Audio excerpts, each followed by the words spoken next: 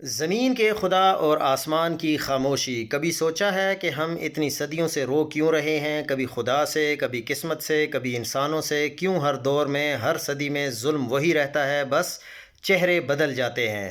میں سوچتا رہا کیا کہوں اور کیا نہ کہوں، کیونکہ اب لفظ بھی تھک چکے ہیں اور درد کی بھی ایک حد ہوتی ہے۔ ایسی زمین پر جہاں زمینی خدا بھی ہمیں رون دیتے ہیں اور آسمان والا بھی ہمیں آزمائش کے نام پر سزا دیتا ہے۔ ظلم کا انجام یا ہماری خود فریبی؟ ہم بچپن سے سن رہے ہیں ظالم کا انجام برا ہوتا ہے، وقت سب کا حساب لیتا ہے۔ ظلم زیادہ دیر نہیں چلتا، مگر وقت گزرنے کے ساتھ ساتھ یہ فکرے مذاق لگنے لگے ہیں۔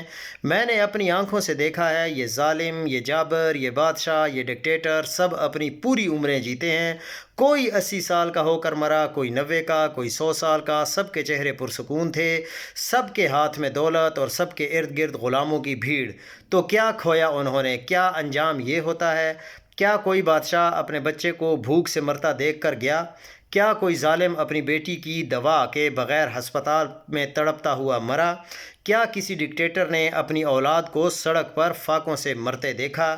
کیا کسی نے اپنے بچوں کو گولیوں سے چھلنی ہوتے دیکھا؟ نہیں، ایسا کبھی نہیں ہوا۔ یہ سب اپنی خواہشوں کے بستر پر سوئے، اپنی دولت کے گدوں پر مرے، محلوں میں سانس لیں اور سکون سے آنکھیں بند کیں۔ جب موت آئی تو نرم چادروں میں لپٹی ہوئی، مہنگے اسپتالوں کے ٹھنڈے کمروں میں، جہاں مشینیں ان کی سانسوں کو گنتی رہیں اور 12,000 لوگ ان کے عظیم کارنامے یاد کرتے رہے۔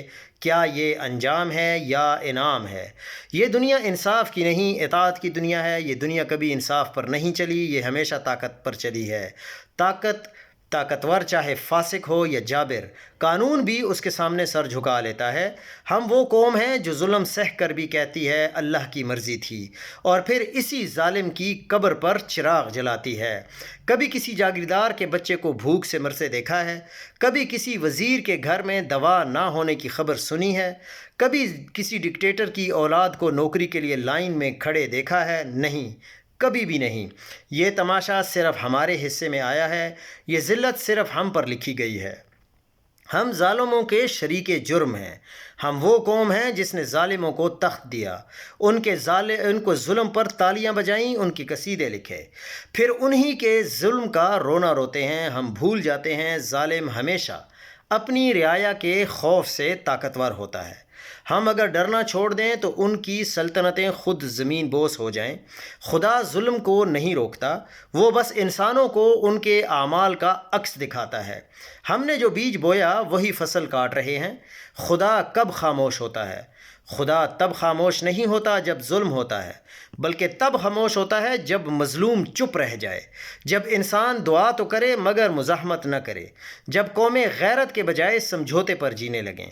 تب آسمان بھی تماشائی بن جاتا ہے اور زمین کے خدا بادشاہ بن جاتے ہیں۔